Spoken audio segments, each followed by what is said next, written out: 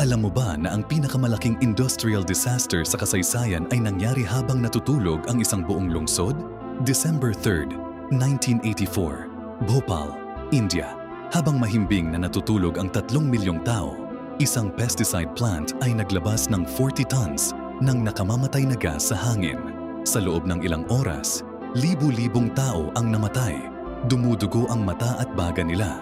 Pero ito ang mas nakakagalit. Ang Union Carbide ay alam na ang mga safety problems ng plant ng mga tao na, pero hindi nila inayos para makatipid ng pera. Nang mangyari ang disaster, tumakas ang mga plant managers sa bansa. Sinira ng mga executives ang mga ebidensya. Binayaran nila ang Indian government para tumanggap ng settlement na $500 lang per victim. $500 para sa lifetime ng pagdurusa. 40 years later, ipinanganak pa rin ang mga batang may kapansanan.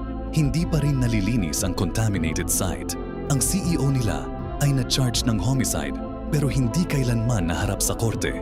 Namatay siyang malaya sa Amerika. Walang hustisyang na-serve kailanman.